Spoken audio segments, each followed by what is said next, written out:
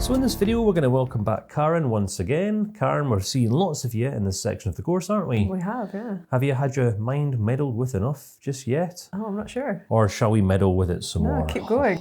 Keep on going, see what happens, shall we? So in this clip, we just want to now link back to a terminology that was kind of coined by Mr. Aaron Beck, NATs, negative automatic thoughts, all right, NATs. So what I reckon we unpacked in that last video was a NAT, all right, quite a big NAT in Karen's life, actually. And this is her relationship with uncertainty. It's just simply bad. All right, now this is quite black and white thinking, isn't it? Yeah. All right, Karen would feel anxious about uncertainty because she perceives it as being bad. Karen perceives uncertainty as being bad because, in fairness, she had some quite catastrophic events in her earlier years of development. Yes, some people died, some people got cancer, things like that, all quite catastrophic, serious stuff on a serious note.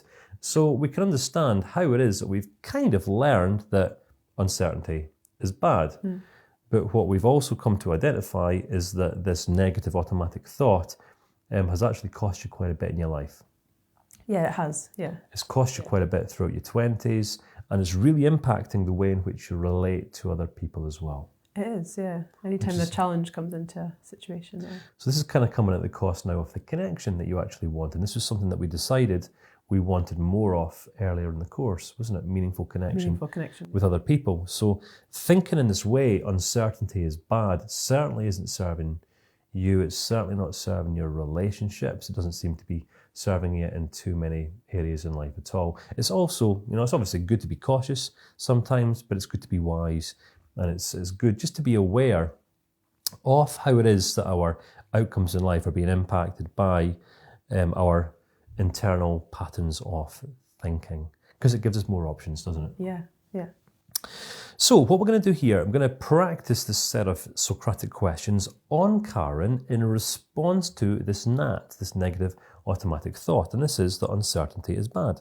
Yes, okay. Now, all I do, I'm going to do my best to stick to script, all right? I might go off just a little bit if I feel it's appropriate, but to the best of my ability, I'm just going to read the questions out from 1 through to 10 and let Karen go wherever she wants to, showing you that you can go and do exactly the same. Use the script. It's going to give you pretty much a framework for an entire session with someone if you can draw it out that long. And it's not bad to draw question and frameworks like this out that long because it gives people time to really consider their outlook on life from multiple new angles and perspectives, which will only ever serve them. All right.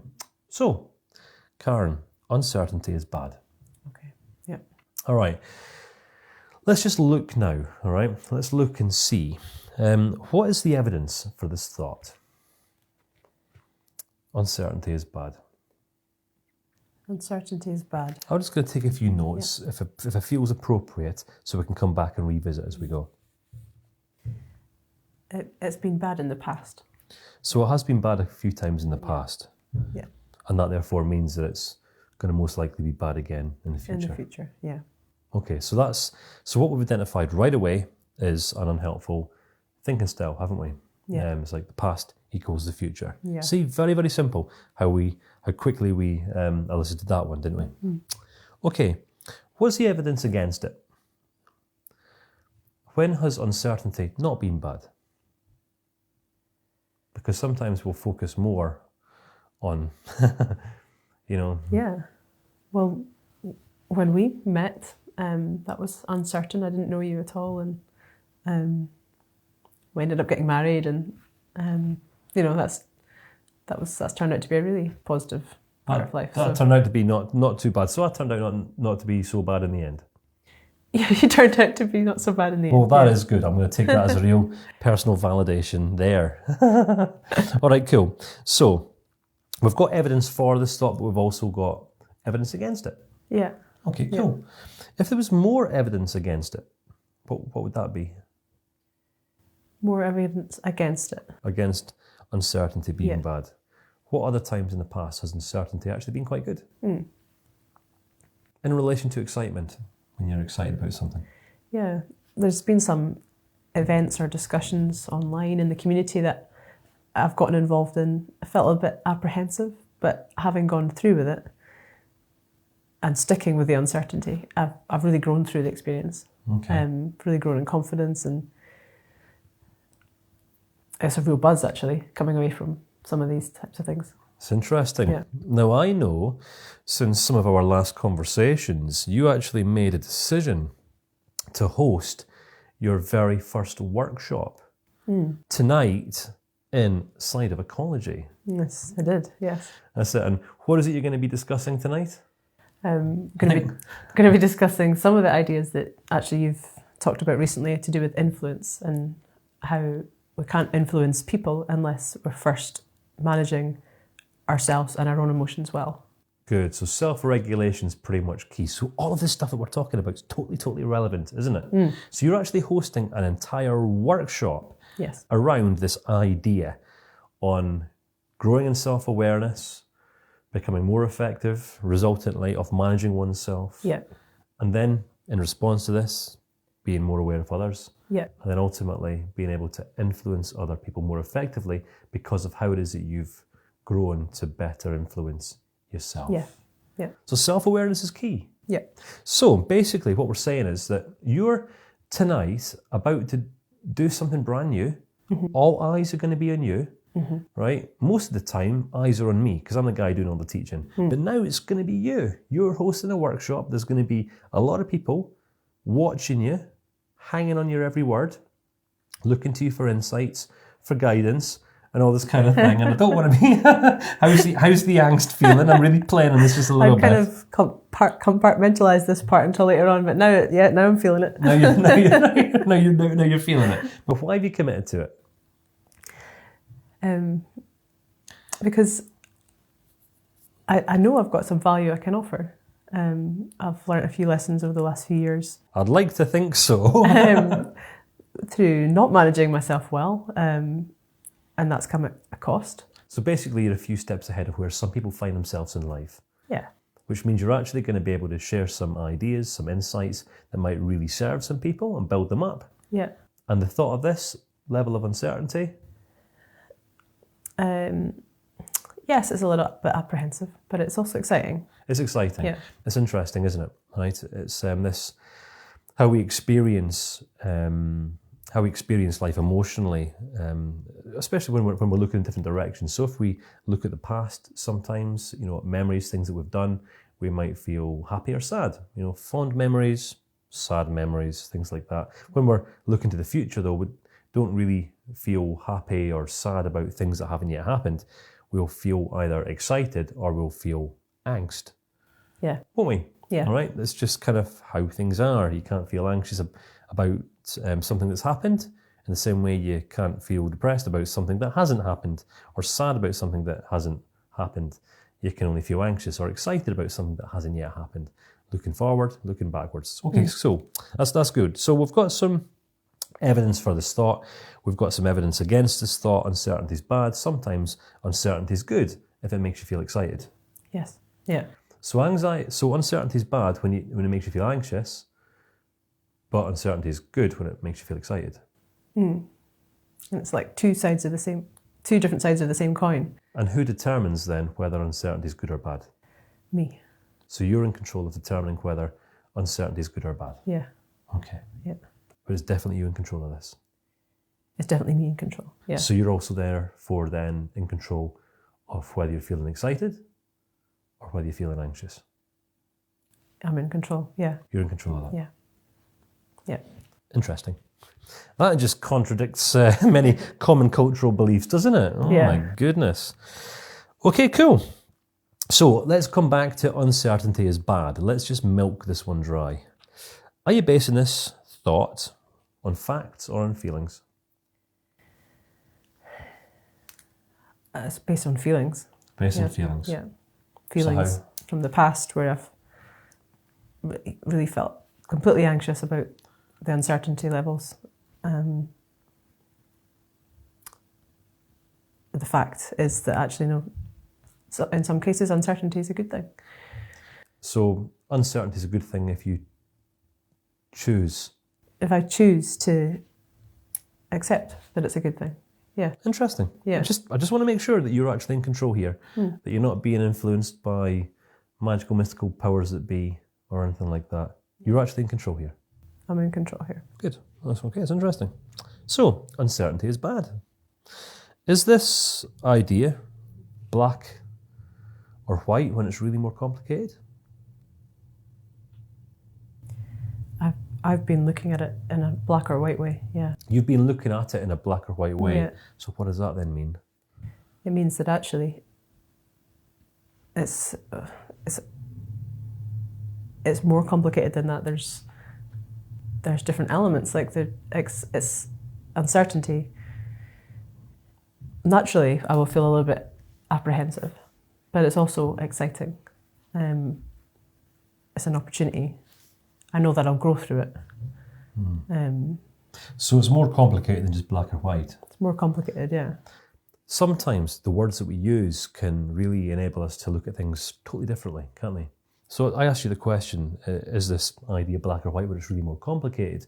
What would it mean if I was to ask you, is this thought black or white when it's really more interesting than that? How does that change things? When it's actually really more interesting rather than complicated. Yeah. Interesting. Interesting is better than complicated, isn't it? It is, yeah.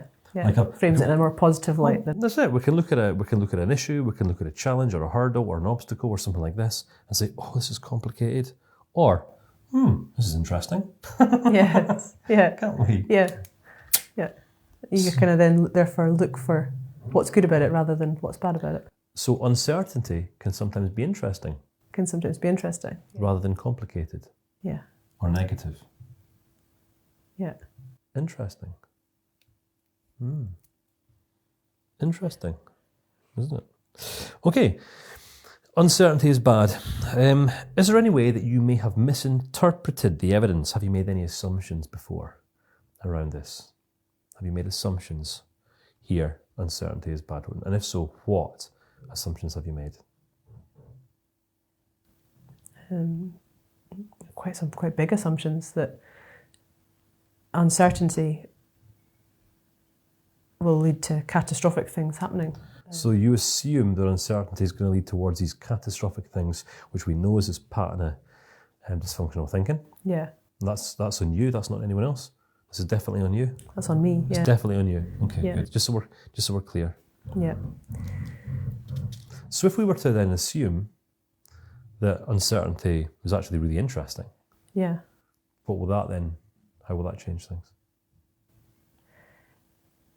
It means that rather than shy away from it or hide, I'll actually look at it with intrigue. Intrigue? No, that's the first time you've said that. From a place of not angst, but how can we work this out? So how will you remind yourself this? How will you remind yourself that uncertainty is interesting, not complicated or bad? How you remind yourself this?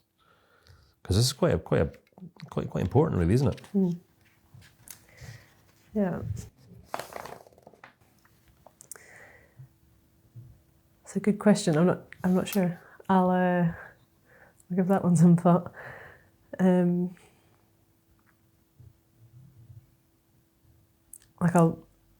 I'll do my best, when I have that feeling of angst, to correct myself straight away. Let's think about this conversation. You're speaking in front of a camera. You can mumble your words and say the wrong thing at any given moment in time. Yeah. But you're not. We're having an interesting conversation instead. Yeah. Yeah, we are. It's interesting, isn't it? Yeah. You're learning some stuff. I'm hoping that the good people at home are learning some stuff from your responsiveness, your openness, your honesty, Yeah. your transparency. I'm hoping. Anyway, Yeah. interesting, isn't it? It is interesting, yeah. Yeah. So tell me, how is it that other people might interpret uncertainty? How might I interpret uncertainty? Well, it seems to me that you love uncertainty. I love uncertainty. You thrive in uncertainty. I thrive. How does that work? Because you sometimes shrivel up in uncertainty, but yet I thrive. So some people shrivel up, but yet some people grow. Mm-hmm. How is it that a person could grow in uncertainty or thrive in uncertainty? What does uncertainty actually give us that safety and security doesn't? Excitement. So it gives us excitement, Yeah. but what else does it give us? Uncertainty must give us something else. It's like an element of risk as well, and not knowing how it's going to pan out. Interesting, eh? Yeah.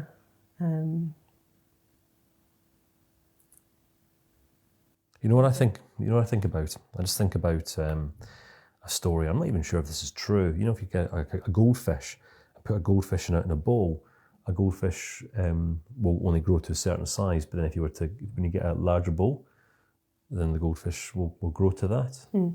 Yeah. Something like that. Yeah. So, you know, uncertainty is kind of like a bigger bowl, isn't it?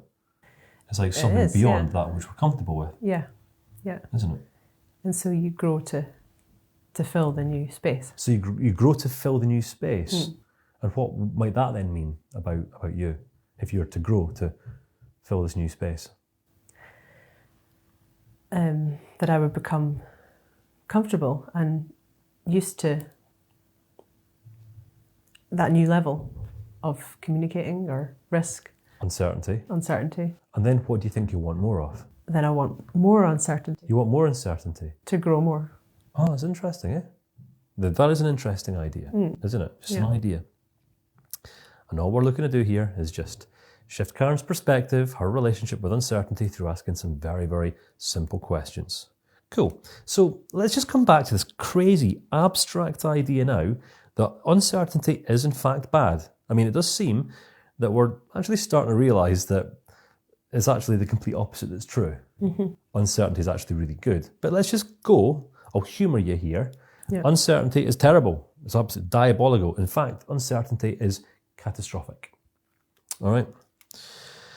Are you looking at all the evidence here, or just what supports your thought? Have you historically had all the evidence, or have you missed something? And if so, what? What have you missed?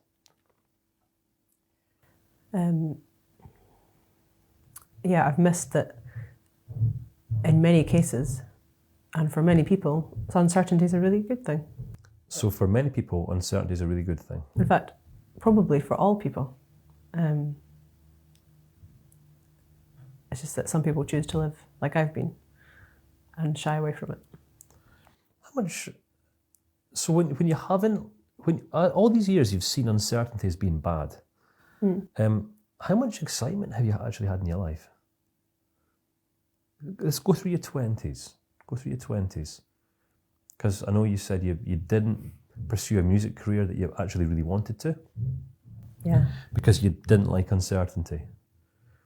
And I know that obviously your story, what you chose, you chose a really safe desk job, working for a small organisation.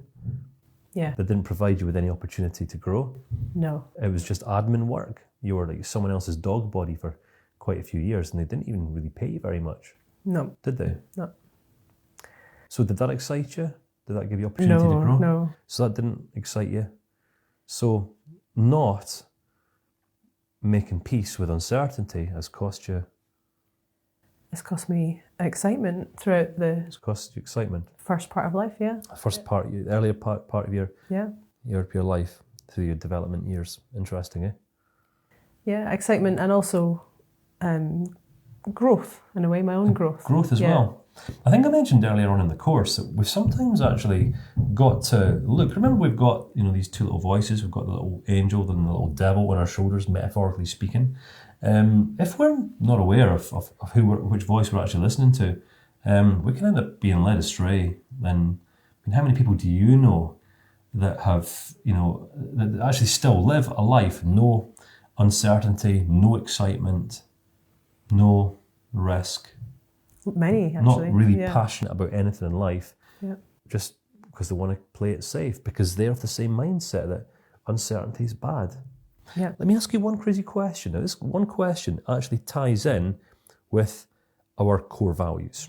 All right, let's look at excitement. Now, many people say that excitement's a feeling. Of course, we'll feel excitement, but I'm going to suggest boldly that excitement's actually more than just a feeling. I'm going to say that excitement's a value. All right. Now, if I was to ask you right now whether it would be okay if you were to never experience excitement again from this day forth for the rest of your life, what would you say? You'll never experience excitement again. You can't be excited about anything. In fact, you will not ever be excited about anything ever again. No uncertainty, no risk. You will never have any more in your future than what you have right now. You've got nothing to look forward to. No growth, no progress, nothing. No risk, no uncertainty, nothing. Just stagnancy, remain the same. And then die. So boring, yeah. Would life be worth living? No. Life wouldn't actually be worth living. Which therefore leads me to really believe, all right, not academically state, but boldly believe that excitement is actually more of a core human value than just a feeling. Right? Happy, you can feel happy, kind of comes and it goes, but excitement is kind of something that we actually really need. We might want to feel happy, but do we need to? If we have an option, excitement or happiness, what would we rather go for? Excitement's more, it's more alive than happiness. Happiness is more that I'm happy, tiptoeing through the tulips, la la la. Yeah. Happy, happy, happy. But excitement's like, a bit more energy, doesn't it? A bit more. Happiness is really short-lived as well. Happiness is short-lived, but excitement's got a bit more life to it, a bit more vibrant, it's a bit more energetic. It's just something more, isn't there? There is something more, yeah. Okay, interesting. Okay, so what have we learned so far? What are we learning now? The more we talk about uncertainty in a positive light, actually, it's quite attractive and appealing. That's all we're doing here. That's all we use these questions for, to help our clients, to help you shift your perspectives, to completely change how you relate to a previous idea that you've held on to rigidly. Yeah. All right, interesting, eh? So, uncertainty is bad. Could this be an exaggeration of what's true? Yes. What might be true? What are you laughing for? Just because the more we talk about it, the more I realise that my way of thinking about uncertainty is quite extreme. And do you know anyone else who thinks in this way? Yeah. If there's someone in your life that you might have learned this way of thinking from? Some family members. Some of your family members? Yeah. So when you walk into that family environment and are worrying about where you stand with everyone, do you think they're all probably worrying about the same sort of issues? Are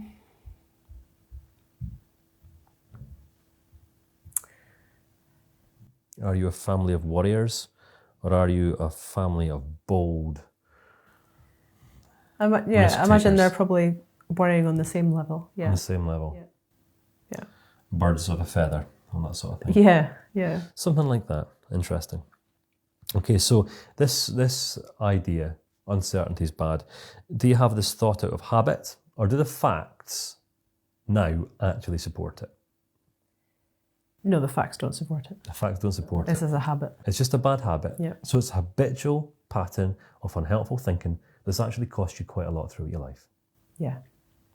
How do you feel about it now, really? Uncertainty is bad. Really, how do you feel about this now? A bit silly, actually. How do you feel towards it? I can only imagine if I had some goals in life, some dreams, ambitions, and someone was standing in front of me saying, you can't get past for no real reason. I would be livid, really angry at this person. I'd say, get out my way. I hate you.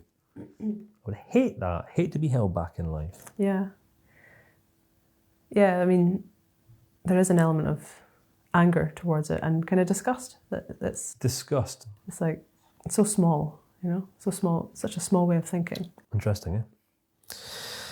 Okay, so do you reckon someone passed you this belief? Did someone give this one to you, or did you conjure it all up by yourself?